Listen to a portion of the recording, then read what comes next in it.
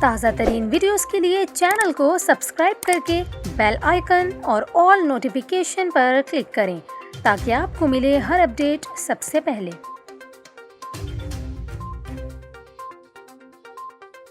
اور یہاں پر آپ کو خبر دیں، کراچی میں جیل چورنگی کے قریب 15 منزلہ رہائشی عمارت کے نیچے قائم سپر اسٹور میں لگی آگ پر 26 گھنٹے سے زائد وقت گزر جانے کے باوجود بھی قابو نہ پایا جا سکا۔ ہنگامی صورتحال کے پیش نظر جیل چورنگی اور اطراف کی سڑکیں ٹریفک کے لیے بند کر دی گئیں۔ ٹریفک پولیس کے مطابق پی آئی بی کالونی سے براستہ جیل برج سے شہید ملت روڈ جانے والی ٹریفک کو یونیورسٹی روڈ کی جانب بھیجا جا رہا ہے۔ اس کے علاوہ نیو ٹاؤن سے شہید ملت روڈ اور کشمیر روڈ جانے والی ٹریفک کو نیو ایم اے جناح روڈ پی پی چورنگی کی جانب بھیجا جا رہا ہے۔ آپ کو بتائیں، شہر قائد میں جیل چورنگی پر سپر اسٹور میں آتش زدگی سے علاقے میں شدید کالا دھواں پھیل گیا، جس کے باعث حد نگاہ بھی متاثر ہو رہی ہے۔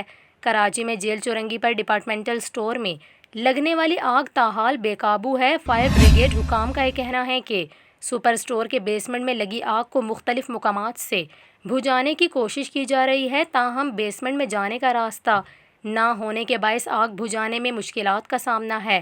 سینئر فائر آفیسر عارف کا کہنا ہے کہ بیسمنٹ میں لگی آگ پر 80% قابو پا لیا گیا ہے، تاہم دھوئیں کی وجہ سے رضاکاروں کو اندر جانے میں مشکلات پیش آ رہی ہیں۔